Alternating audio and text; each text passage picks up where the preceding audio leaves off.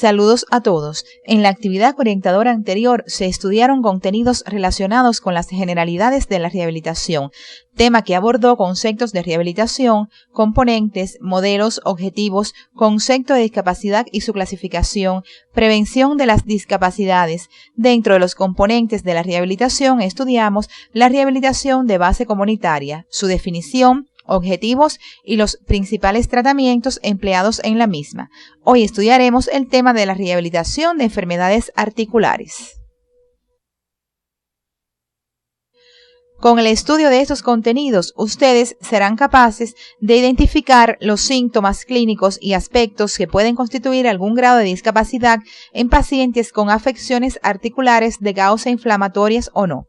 Reconocer alteraciones en los exámenes complementarios en estos casos de tipos radiológicos, de laboratorio y de cualquier otro tipo.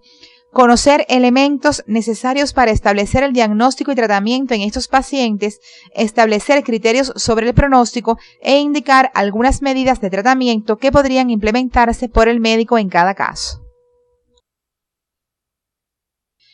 Comenzaremos el tema respondiendo a la siguiente interrogante. ¿Qué es la osteoartritis?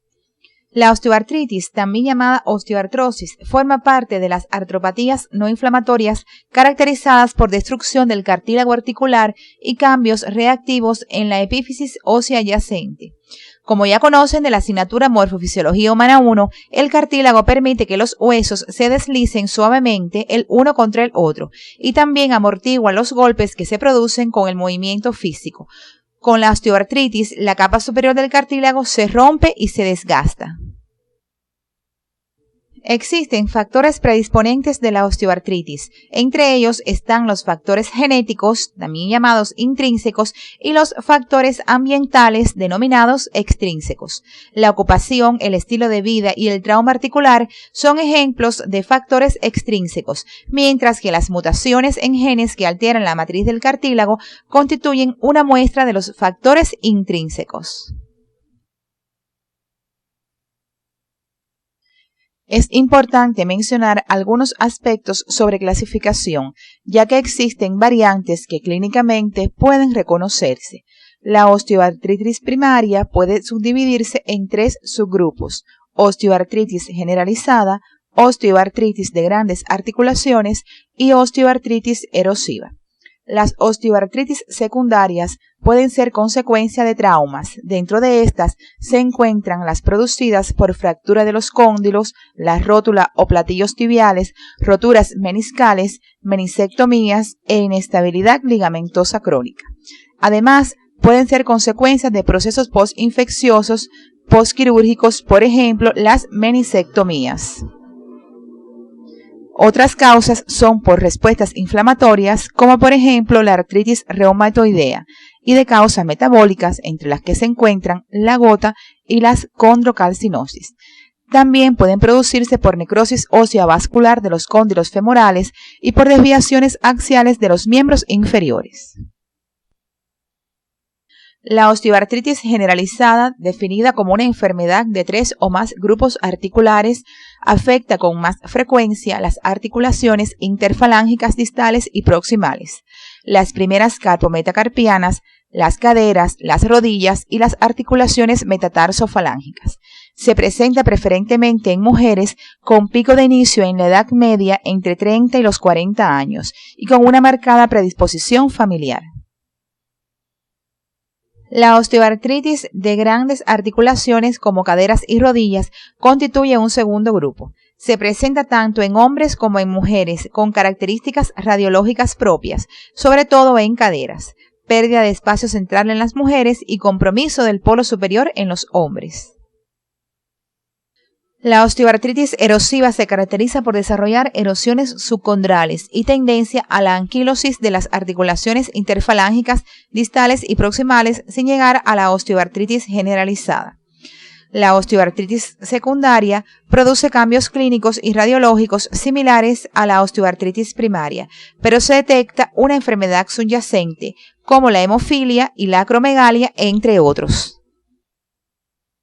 La estabilización y la mejoría sintomática en la artrosis u osteoartritis es común, sin embargo no ocurre así radiológicamente. La obesidad y la inestabilidad articular se consideran factores de mal pronóstico.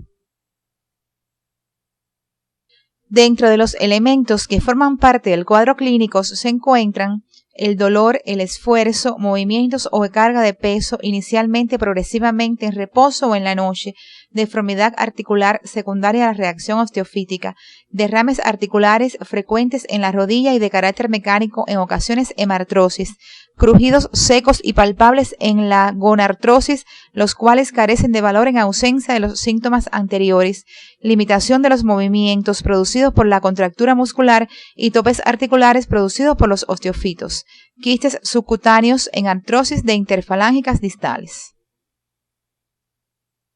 Las osteoartritis de causa metabólica afectan fundamentalmente hombros, columnas, rodillas, dedos, manos y articulaciones metatarsofalángicas. Por su parte, las de causa hematológica son el resultado como complicación final de la enfermedad de base. En el caso de las osteoartritis secundarias a las alteraciones mecánicas de defensa articular, encontramos una artritis exuberante con abundancia de cuerpos libres y signos flogísticos e hiperlaxitud de estructuras articulares. En las secundarias a trastornos articulares locales, la deficiente conformación de la epífisis ósea dará lugar a la artrosis provocando deformidades como genus valgus y genus varum.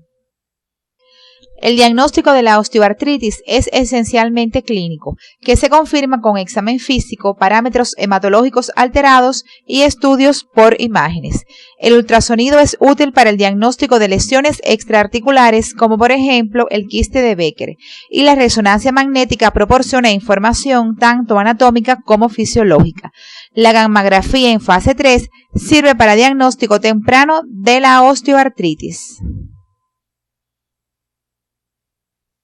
Las placas radiográficas planas son las más importantes y actualmente están vigentes los criterios radiológicos de Kellgren y Lawrence, basados en el grado de disminución del espacio articular, formación de osteofitos y esclerosis subcondral.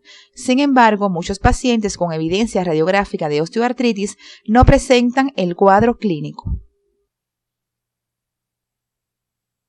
La prevención primaria en la osteoartritis abarca la educación del paciente, protección de las articulaciones del trauma, ejercicios, apoyo psicosocial, control del peso y evitar el uso repetitivo ocupacional.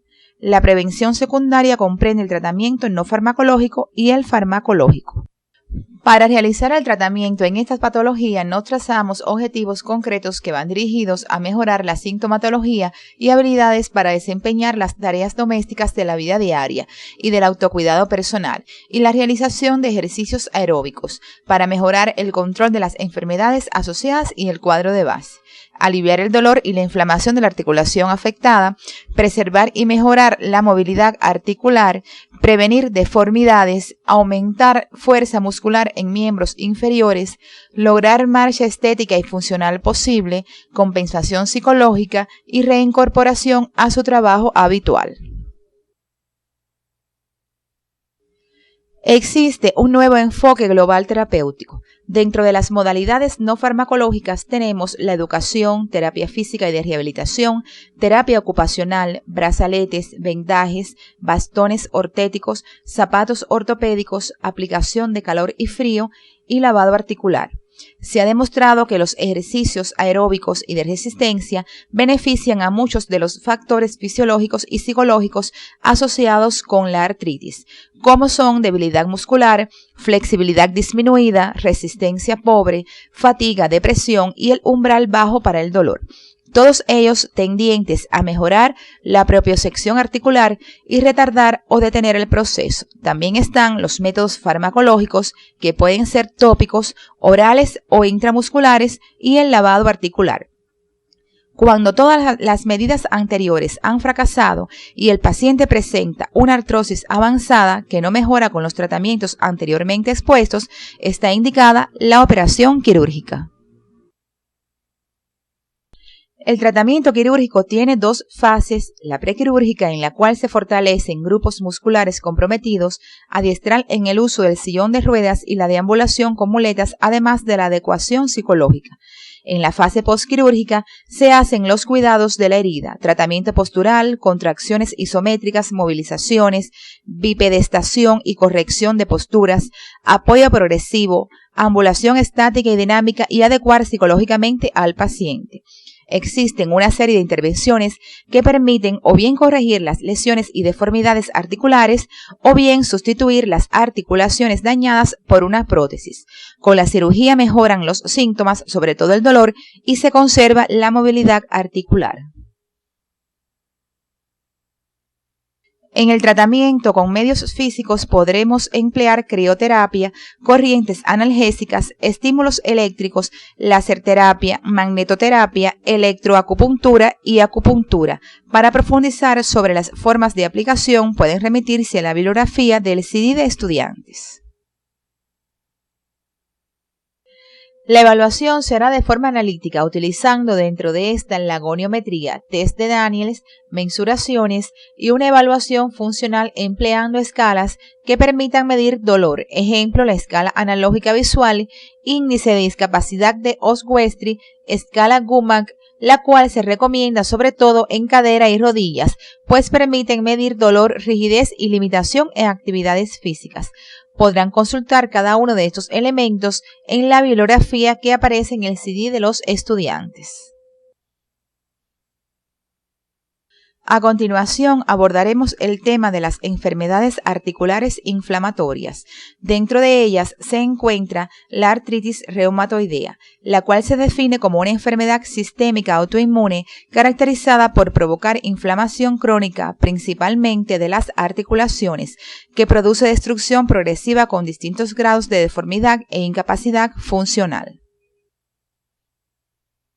La enfermedad generalmente comienza de manera gradual con fatiga, inapetencia, rigidez matutina que dura por más de una hora, dolores musculares generalizados, debilidad. Finalmente aparece el dolor articular. Cuando la articulación no está en uso por algún tiempo, se puede tornar caliente, sensible y rígida. El dolor articular a menudo se siente en ambos lados del cuerpo y puede afectar las muñecas, las rodillas, los codos, los hombros, las caderas, los dedos de manos y pies, los tobillos y el cuello. Se presenta como artritis de las articulaciones, conocida como sinovitis o inflamación de la membrana sinovial. Como consecuencia, las articulaciones aumentan de volumen, se vuelven dolorosas y cálidas con rigidez que limita su movimiento, en especial al despertar por la mañana o después de la inactividad prolongada, que puede durar hasta más de una hora. Con el tiempo provoca una poliartritis. Es más frecuente en pequeñas articulaciones como las manos, los pies y la columna cervical. Sin embargo, las grandes articulaciones como el hombro y la rodilla no están exentas de verse afectadas. La artritis reumatoidea afecta además a otros órganos del cuerpo. En el sistema hematológico produce anemia debido a la insuficiencia de la médula ósea para producir suficientes glóbulos rojos nuevos. En los ojos, ardor, prurito y secreción. En el sistema osteomía articular, deformidades de manos y pies. Rangos de movimientos limitados y puede aparecer fiebre baja. En el sistema cardiovascular podemos encontrar complicaciones como pericarditis y miocarditis. En la piel, nódulos redondos e indoloros debajo de la misma, que generalmente son un signo de una enfermedad más grave. Otras de las manifestaciones extraarticulares que podemos encontrar son entumecimiento u hormigueo, inflamación de los ganglios linfáticos, enrojecimiento o inflamación de la piel, palidez y por último la destrucción de la articulación que ocurrirá en cuestión de 1 o 2 años después de la aparición de la enfermedad. En la artritis reumatoidea encontramos una serie de deformidades. Dentro de las más frecuentes están dedos en saltamontes, dedos en cuello de cisne, desviación cubital de los dedos conocida como mano en ráfaga, codo en flexión, genus valgo y varo y genus flexus. Para establecer el diagnóstico se tienen en cuenta los criterios del Colegio Americano de Reumatología, que establecen su positividad cuando están presentes 4 de los 7 criterios establecidos, siempre y cuando estén presentes del criterio número 1 al 4 por al menos 6 semanas. Los 7 criterios son: rigidez matutina de al menos 1 hora de duración, artritis en 3 o más articulaciones, artritis de las articulaciones de la mano, artritis simétrica, nódulos reumatoides, cambios radiológicos compatibles con artritis reumatoidea y factor reumatoide positivo. Para hacer una correcta evaluación funcional, les recomendamos las siguientes herramientas. Una es la valoración funcional del paciente, que permite evaluar la capacidad física y sus habilidades, y el estándar Health Assessment Question, el cual valora mortalidad, discapacidad, síntomas, efectos del medicamento e impacto económico. En Cuba se aplica una versión que mide la dimensión física con el objetivo de ver el índice de incapacidad. Les recomendamos consultar el tema en la bibliografía orientada en el CD de estudiantes. El tratamiento de esta enfermedad se divide en 3 líneas. 1, el tratamiento medicamentoso, 2, el rehabilitador y 3, el quirúrgico. Dentro del tratamiento medicamentoso se encuentran los destinados a disminuir la sintomatología, dentro de ellos los antiinflamatorios y analgésicos. Están los de acción rápida, como los antiinflamatorios, los corticoides. Además, se utilizan inductores de remisión, inmunosupresores y citotóxicos. A estos últimos pertenecen las sales de oro: penicilamina, antimaláricos, sulfasalina, metotrexato. Están también los fármacos que atacan las causas biológicas y, por último, los relacionados con la producción de citoquinas. Para establecer un programa de rehabilitación se tendrán en cuenta objetivos como alivio del dolor, prevenir deformidades, preservar y ganar movilidad articular, aumentar capacidad respiratoria e independizar en las actividades de la vida diaria. En la fase aguda emplearemos las siguientes pautas de tratamiento: reposo, crioterapia, que consiste en compresas frías 20 minutos cada 2 horas, férulas, posición funcional, campos magnéticos y láser, movilizaciones gentiles y masajes. Ya en la fase subaguda se aplicarán la termoterapia superficial y, dentro de sus modalidades, el calor infrarrojo, parafina y la hidroterapia. Se emplearán corrientes analgésicas como la interferencial y la TENS. Además, con este propósito podremos utilizar láser y campo magnético. En el área del gimnasio se realizarán movilizaciones activas asistidas. Se utilizarán equipos para fortalecer grupos musculares y ampliar arcos articulares.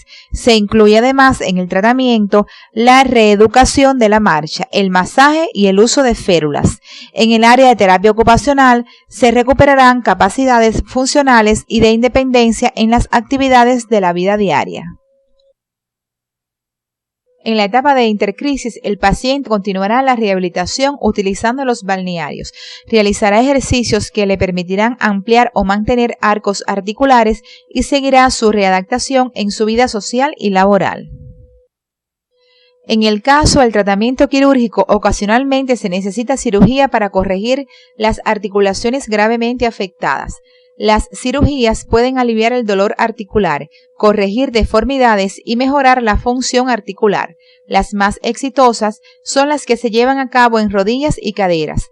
Por lo general, el primer tratamiento quirúrgico es la sinovectomía o extirpación del revestimiento de la articulación. Una alternativa posterior es el reemplazo total de la articulación con una prótesis articular. Otra de las enfermedades de causa no inflamatoria que afecta las articulaciones es la espondilitis anquilosante, la cual es definida como una enfermedad reumática dolorosa y progresiva que afecta principalmente a la columna vertebral, pero también puede afectar otras articulaciones, tendones y ligamentos de distintas áreas como los ojos y el corazón, y conduce a la anquilosis de las articulaciones. La enfermedad suele manifestarse con la siguiente sintomatología: dolor nocturno y pérdida de movilidad en la región lumbar, que son manifestaciones precoces. aunque en la mayoría de los casos los síntomas comienzan en las zonas lumbar y sacroiliaca. Suele afectar también a los segmentos cervical y dorsal de la columna. La inflamación ocular es otro elemento de la gama sintomática. Otro de los síntomas es el daño en las válvulas cardíacas. En otras ocasiones, la espondilitis anquilosante precede al desarrollo de una enfermedad inflamatoria intestinal y algunos pacientes presentan fiebre elevada, fatiga, pérdida de peso y anemia. Dentro de las medidas preventivas en la espondilitis anquilosante está educar al paciente a que acepte y sepa cómo enfrentar sus limitaciones para evitar una mala evolución de la enfermedad y mejorar así su calidad de vida. Para ello se trazaron las siguientes normas: evitar malas posturas, no utilizar fajas o corsés que inmovilicen la columna, no estar demasiado tiempo en la cama o sentado, no coger demasiado peso, no fumar para no perjudicar la función respiratoria, darse una ducha matinal para relajar los músculos y aliviar la rigidez matutina y hacer ejercicio físico moderado a diario. El diagnóstico de la espondilitis anquilosante suele realizarse mediante la anamnesis obtenida durante la confección de la historia clínica y la exploración física. Si el médico sospecha que el paciente padece una espondilitis anquilosante, le indicará una radiografía de columna vertebral y de la pelvis. Los análisis de sangre y orina pueden ayudar a apoyar el diagnóstico, por ejemplo, manifestando la presencia en sangre del antígeno HLA-B27, o pueden determinar la intensidad mayor o menor del proceso inflamatorio que sufre el paciente. Se considera un pronóstico bueno cuando se hace el diagnóstico precoz, siempre teniendo en cuenta que es una enfermedad crónica.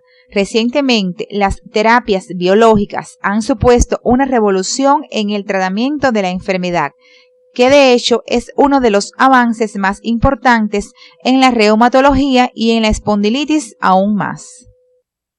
La conducta terapéutica consta del tratamiento medicamentoso, el rehabilitador y el quirúrgico. En el tratamiento medicamentoso se utilizan antiinflamatorios, los cuales consiguen aliviar el dolor y reducir o suprimir la inflamación articular, lo que permitirá una mejor calidad de vida del paciente y evitará que se produzcan molestias durante el descanso nocturno. Los analgésicos se utilizan para aliviar el dolor. La sulfasalacina puede ser beneficiosa en los casos más graves, y el metotrexato, el cual se utiliza fundamentalmente para detener las artritis de las articulaciones periféricas. Es esencial que los individuos que padecen espondilitis anquilosante se incorporen a un programa de tratamiento recomendado por el reumatólogo y orientado por el fisiatra, que incluye ejercicios físicos, y debido al que la enfermedad suele provocar una deformación de la columna vertebral como curvatura hacia adelante, es conveniente que el paciente practique deportes que fortalezcan la espalda y sin duda el mejor ejercicio para ello es la natación. Asimismo, los ejercicios respiratorios aumentarán la capacidad pulmonar. Por último, hablaremos sobre la gota o enfermedad gotosa, la cual se define como una enfermedad metabólica producida por un acúmulo de sales de urato en el cuerpo, sobre todo en las articulaciones, riñón y tejidos blandos.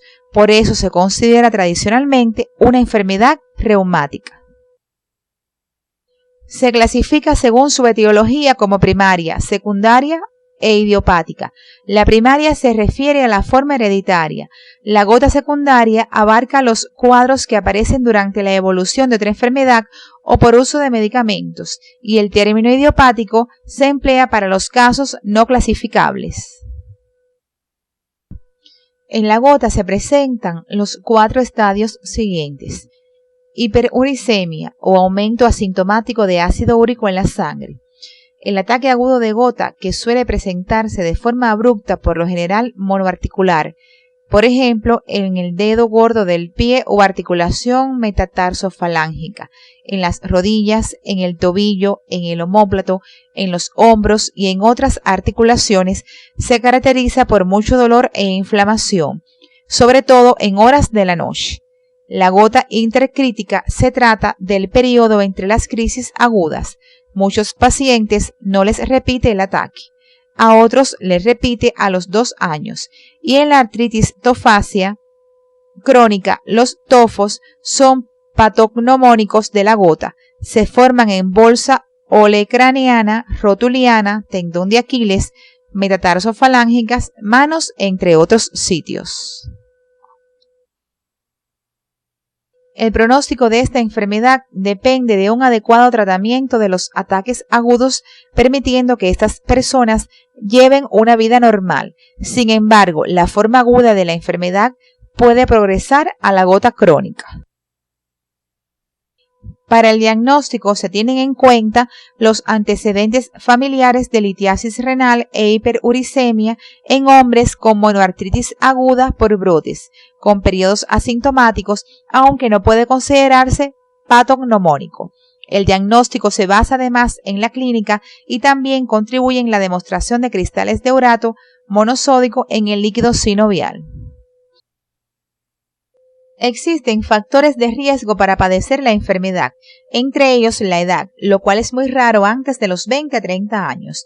También el tiempo de duración de la hiperuricemia, la predisposición genética, antecedentes personales, consumos de grandes cantidades de alcohol, obesidad, uso de fármacos como las tiazidas y la exposición al plomo. El tratamiento se divide en preventivo, actuando sobre factores de riesgo. El tratamiento medicamentoso, utilizándose en la fase aguda reposo de la articulación, colchicina 0,5 miligramos cada 1 o 2 horas. Antiinflamatorios como la indometacina y el halopurinol después de los 30 días de la crisis. Y el tratamiento quirúrgico cuando es necesario promover los tofos. El objetivo del tratamiento rehabilitador en el ataque agudo es proporcionar alivio sintomático. El tratamiento consiste en tener reposo de la articulación. Si signos flogísticos, utilizar crioterapia las primeras 72 horas. Se puede emplear campo magnético, láser, corrientes analgésicas, entre ellas tenemos TENS, interferencial, diadinámicas. Otros métodos utilizados son la acupuntura contralateral y la homeopatía. El objetivo de la cirugía sería remover quirúrgicamente los tofos. Deberá estar condicionada por la extensión del problema, o sea, por el grado de las afecciones óseas, tendinosas y de partes blandas, además del impedimento funcional, el estado local y la afección de estructuras vecinas. A modo de resumen, hemos aprendido en el tema de hoy cómo identificar por el cuadro clínico estas patologías reumáticas, así como los métodos de evaluación que se pueden utilizar para determinar grado de discapacidad funcional, medidas preventivas, además definir el pronóstico y tratamiento en cada caso. Con el objetivo de consolidar sus conocimientos, les ofrecemos el siguiente cuestionario.